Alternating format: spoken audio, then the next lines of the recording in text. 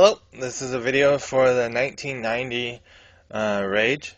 There's actually possibly going to be 3 Cobra Rages, and by that I mean this one, which is from 1990, the 1997 Toys R Us exclusive that I don't have myself, and then the Pursuit of Cobra may be getting a repainted, kind of remolded version of this vehicle. I wanted to say that even in my own experience, the Toys R Us around where I live don't always have very well stocked shelves, and maybe the customer service isn't always as good as it could be. But again, that most of the time has to do with store policy, so you can't really fault the employees for following store policy. But I wanted to say that whether or not you have any negative thoughts towards Toys R Us, as a G.I. Joe collector, I didn't even know that Toys R Us had their own line in 1997 and 1998. I think it was just for 2 years. And except for then I found eBay. And then, when you grow up with something for a while, you just maybe start taking it for granted or something. And I just always remember Toys R Us at the time, as a kid, always having so much stuff on the shelf. And so I would always go there, and there was always something on the shelf. And back then, there probably wasn't as many toy lines, and so G.I. Joe would have pretty much a whole aisle that was just G.I. Joe figures. And so when I went into Toys R Us expecting there still to be that whole line and shelf of an aisle of G.I. Joe figures, what a surprise, what a wake-up call. It was only repaints and remolds of, I think they were all pretty much old figures. There weren't really any parts changed or anything. So anyway, Toys R Us, so great. Target, does some support. Walmart usually is not too favorable towards G.I. Joe. I know they just started some exclusives recently, so that's good that they're finally wising up and realizing, hey, there's money to be made. So anyway, hopefully rambling on too much wasn't too painful. I do have 2 of these right here, and that's kind of cool because that way I can show you. I don't know if I got this one loose first and then this one, or vice versa, but the reason I mention that is because I, or whoever saw the blueprints, put these stickers right on top here. And I actually think they're supposed to go right there, because they're supposed to recreate the headlights, I'm assuming. Sometimes with blueprints, it's not always so easy or clear what to do. So I think this is also a type of gun that comes out if you don't have figures right there. And then you got more engine kind of right there. Then you have space for 2 figures inside here. And again, I did do my best to clean these things, but after 5 years plus, these things aren't so easy to keep clean. And then there's more. It's pretty much just seats, so I'm assuming all the driving for this vehicle is controlled by the driver up here, because you got handles right here. And then you also have that right there. So yeah, you definitely want a very well experienced soldier up here, because he's doing the driving and the shooting. That's a lot of thinking. And then let's see, what else can we say? I guess we should show you, we showed you the other side with it up. We'll show you this side with the missiles up. But yeah, so kind of, gives that feeling of a tank, in my opinion, right there. I don't know if it shows on the box or not, whether or not it's a desert vehicle, because I don't know if these tires would really do that well in desert environment, but I use it quite a bit for a desert vehicle, and I normally have, I know Brucifer will know which one I'm talking about. I usually have a Rock Viper on here, and I forget what other figures, because I had this all with figures on it, but I took them all off in order to get it as clean as I could, hopefully. And we were just talking about, at least in the redo of the first part, about the tires. So I use it as a desert vehicle. I'm not sure if these tires would really work that well in sand or not, but because of the tan coloring, that's pretty much why I use it as one. Brucifer will probably know which figure I'm talking about because he mentioned it in another video, but usually I'd have this thing full of figures, but I did clean it up as good as I could for the videos, and then so I had to take all the figures off, but I had a Rock Viper and Range Vipers and some other figures on here. This is also a type of gun that comes out if you don't have figures right there. And then you got more engine kind of right there. Then you have space for 2 figures inside here. And again, I did do my best to clean these things, but after 5 years plus, these things aren't so easy to keep clean. And then there's more. It's pretty much just seats, so I'm assuming all the driving for this vehicle is controlled by the driver up here, because you got handles right here. And then you also have that right there.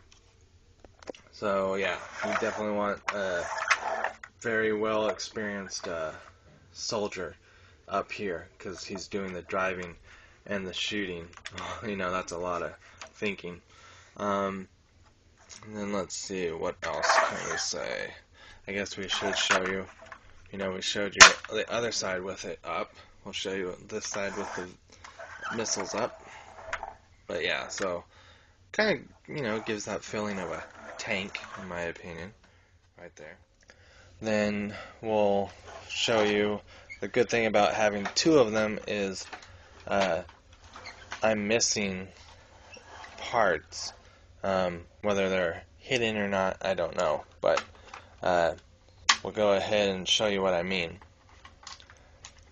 This one here, when you pull this out, 1 falls, 2 falls, 3 falls. Let's see if another one falls. Yep, 4. I think that's it, yeah. So 4 of these mines fall out, and 1 falls out each time you pull this lower part out.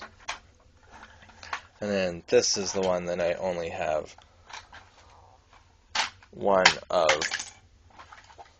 Sorry, the shadow kind of hid that, but we'll recreate it later. So I only have 1 for this vehicle right now. So we'll go ahead and get that one out of the way. So you have the 4 mines here, and when you lift this gun station up, there are little slots right there, and these just slide right in there. 1 in each slot. There's 4 slots.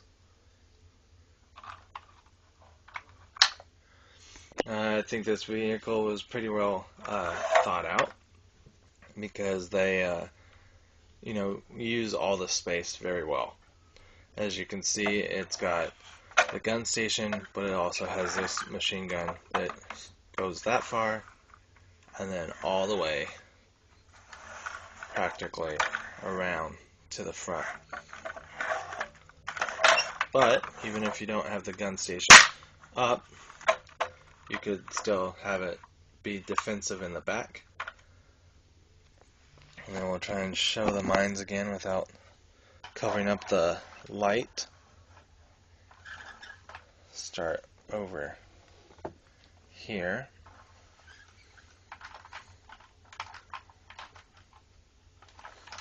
Come on, can we get this on camera?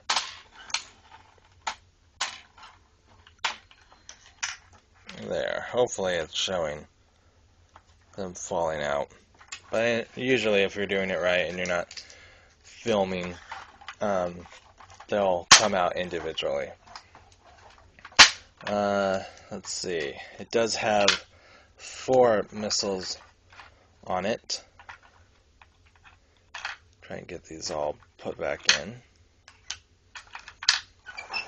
Anyway, so we were saying it has 4 missiles.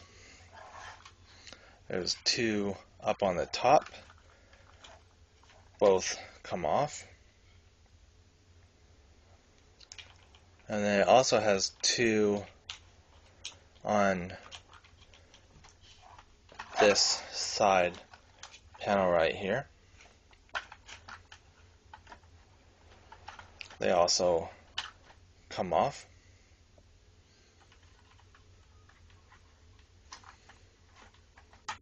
And they do go back on. Live filming. Don't we love it? Then it has kind of a gun right here. I'm assuming that's what this is. Kind of like a Gatling gun. It's got a battering ram. I'm not sure what else they would call this, but I'm going to call it a battering ram. I think this is the broken one though, so it keeps falling off. And it's got this Gatling gun here that you can kind of move with this backwards, but you can move it better with it down, and that's because they put this thing right here, so you can move that. I think the one that they're going to re-release is going to have different wheels. It's going to be 2 wheels to recreate. I like quite a bit of the stickers here. They've kind of got a faded look to them, but I believe that's intentional. It's not like wear on my part. It does have this panel here that opens up and shows kind of the engine, but it can also be, possibly somewhere to keep the tools and weapons and everything. It does talk about, right here, it says hazard ram blast shield. They could be talking about this right here, or they could be talking about these things right here, because maybe when the Gatling gun shoots, this protects, the driver from the stuff. Not really, other than just trying to make the vehicle look cool, why they would have this one open and then this one not as open. Another Cobra symbol right there. Got some Cobra symbols on the side here. This one says Metro Armored MAD Division, so not really sure what that is. I think maybe this is kind of like a city strike vehicle. Maybe a bunch of alley vipers use this, since I believe the alley viper is going to be the figure that comes with the remold and repaint if they release it. So maybe that's Cobra's city strike urban division of Cobra. So the gun here does elevate. The gun station rotates. I believe it rotates 360. Let's find out.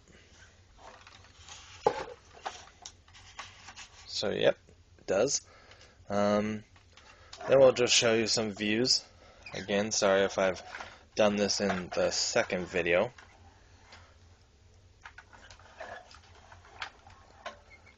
But then, thankfully we're all able to, not that I do, but if you guys need to, you can fast forward through the video and not have to rewatch the whole thing. But anyway, so those are a bunch of views with the gun station up. And we'll show you the gun station down.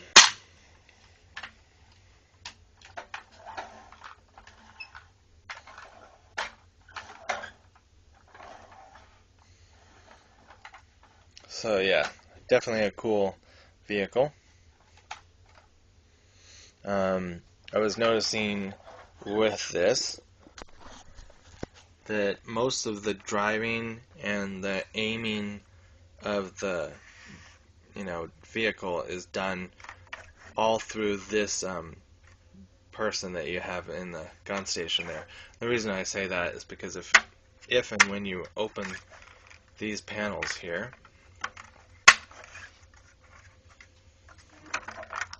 you'll see that there's really no controls in there.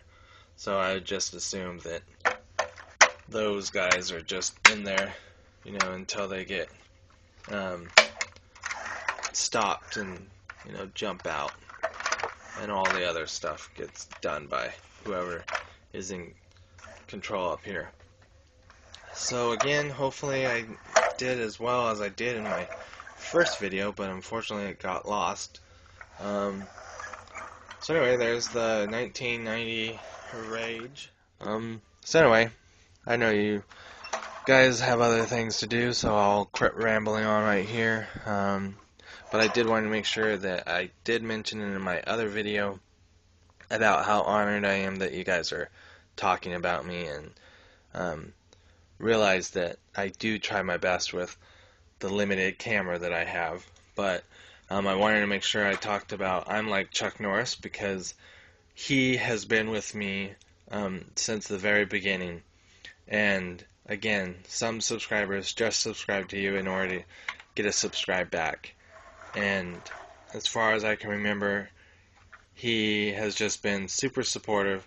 I'm like thrilled that he's able to do the videos that he does. And the fact that he's such a little kid, and sorry, I'm not trying to make him feel bad or anything, but the fact that he's younger than I am, and just has such information about the comics and stuff, just really is so cool to me, because a lot of people could say, oh, that's for old people, and they're into, kids are into video games more now. And so the fact that he's taking the time to read comics and is doing his best to remember all the information that he can about the vehicles and stories and everything, I just think that's cool. And then also he has been going to quite a bit of toy stores, or not toy stores, but toy shows, and he even shared some pictures of the last time he went. And yeah, I just wanted to make sure that if he did see my other video, and I probably made him say, hey, what about me? I'm sorry that I didn't remember you. I'm like Chuck Norris. You're awesome. You're all awesome. And yeah, so we're all see you later, and you guys all have a great day. All right.